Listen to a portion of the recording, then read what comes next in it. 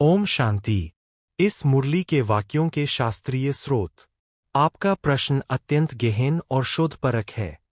इस मुरली के विभिन्न वाक्यों और अवधारणाओं के शास्त्रीय स्रोतों का विश्लेषण इस प्रकार है। 1. अल्फ और बे, ब्रह्मा कुमारी विशेष शब्दावली। यह शब्द परंपरागत हिंदू शास्त्रों में नहीं मिलता। यह ब्रह्मा कुमारी संप्रदाय की विशिष्ट अवधारणा है, जो प्रथम बिंदु, आदि बिंदी की ओर संकेत करती है। शिव पुराण में बिंदी रूप की चर्चा है, परंतु अल्फबे शब्द विशेष रूप से ब्रह्मा कुमारीस की शिक्षाओं से लिए गए हैं। 2. पवित्रता की कशिश, वैदिक उपनिषद स्रोत। देवताओं की पवित्रता का वर्णन छांदोग्योपनिषद 6 जनवरी 2003 में मिलता है। शुद्ध सत्वा ही देवा निर्मला विशुद्धात्मानः। कठोपनिषद 1 फरवरी 1925 में भी आत्मा की शुद्धि का वर्णन है। 3. राजऋषि, श्रीमद् भगवद गीता। गीता अध्याय 2 श्लोक 54 से 56 में राजर्षि की परिभाषा मिलती है।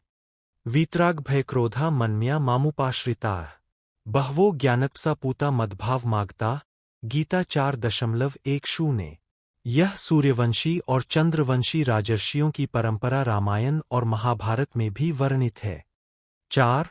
84 जन्मों का चक्र, पुराण स्रोत। गरुड़ पुराण और पद्म पुराण में 84 लाख योनियों में आत्मा की यात्रा का वर्णन है।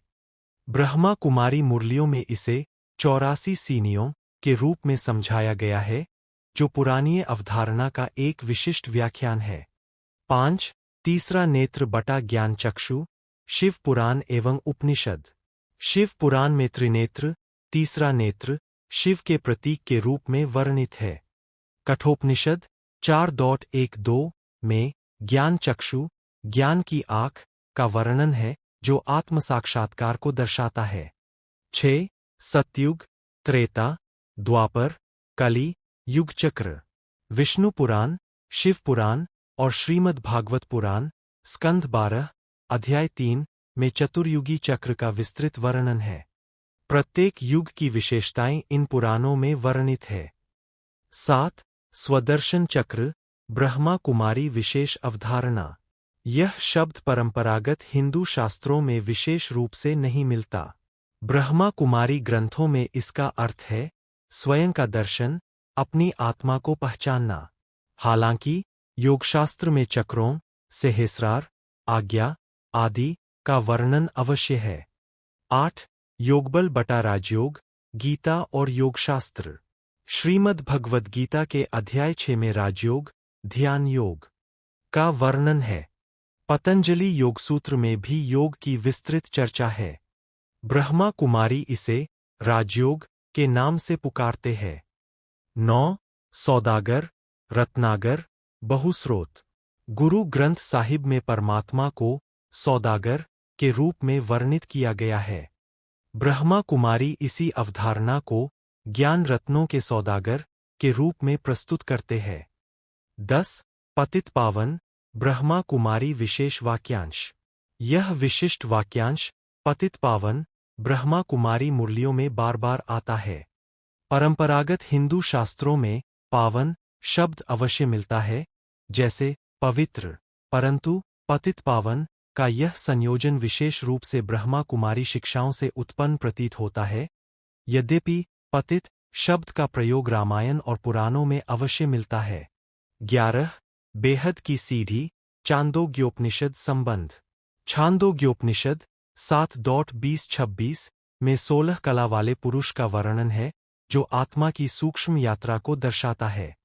ब्रह्मा कुमारी इसे उतरना और चरना के रूप में व्याख्यायित करते हैं। 12.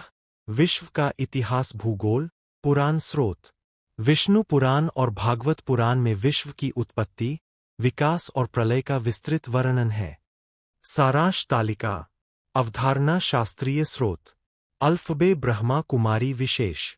पवित्रता की कशिश उपनिषद, गीता।